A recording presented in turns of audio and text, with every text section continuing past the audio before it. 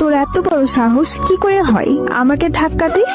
ছোট লোকের বাচ্চা, আমার শরীরটা নষ্ট করে দিল।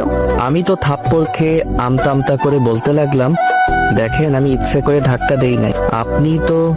কথাটা বলা মাত্র আবার গালে আরেকটা চড় দিল। চুপ, আর একটা কথাও বলবি না। তোকে আমি আজকেই কলেজ থেকে টিসি দিয়ে বের করে দেওয়ার ব্যবস্থা করছি।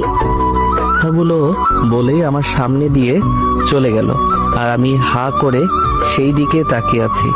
একটু আগে কি হয়ে গেল আমার সাথে সেটা আমি এখনো বুঝে উঠতে পারলাম না। সামনে থেকে একটা ছেলে হাসতে হাসতে বলতে, মামা তুমি তো শেষ।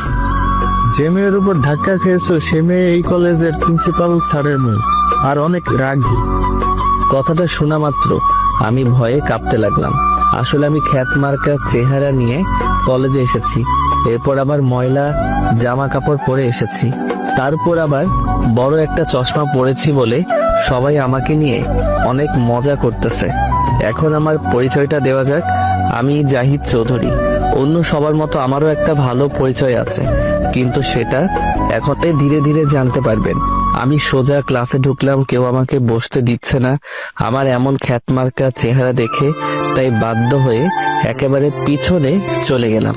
তাকিয়ে দেখি সেই মেয়েটা আমার দিকে রাগীভাবে তাকিয়ে আছে, যেন হাতে পেলে চিবিয়ে খাবে।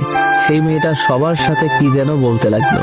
একটু পর সবাই আমার দিকে কাগজের টুকরো ছিঁড়ে ছিঁড়ে ফেলতে লাগলো আর হাসতে লাগলো। আমি টেবিলের নিচে মুখ গুজে বসে আছি। একটু পর ক্লাসে স্যার আসলো, তাই সবাই চুপ হয়ে গেল। স্যার প্রথম দিন হওয়াতে সবার নাম জিজ্ঞেস করলো, আর একে একে সবার নাম আর পরিচয় দিতে বলল। এরপর ওই মেয়ের নাম বলাতে আমি শুনতে পারলাম তার নাম হৃদিতা। এরপর সবার শেষে আমার পালা আসলো।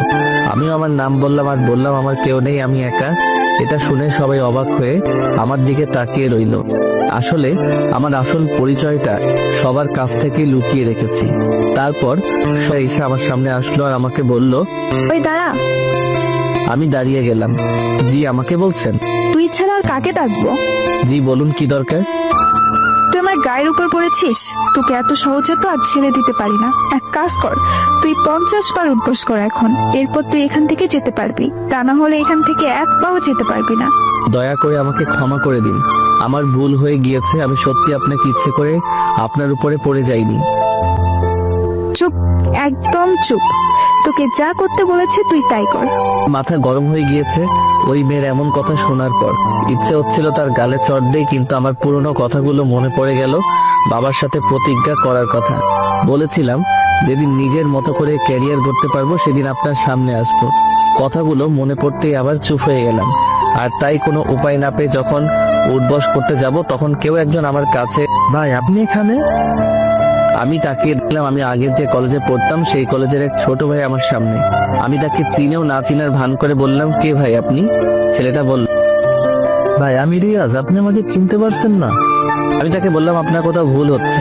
ছেলেটা আমাকে উঠিয়ে কিছু দূর নিয়ে গিয়ে বলল, ভাই আপনি এমন করছেন কেন? এবার আমি রিয়াজকে বললাম, তুই এখানে কি করিস? ভাই আমি আসলাম এই কলেজে আমার এক ভাইকে কারা যেন মেরেছে, তাদের সাথে দেখা করতে, আর এসে দেখি আপনি এখানে। তো ভাই আপনার এই অবস্থা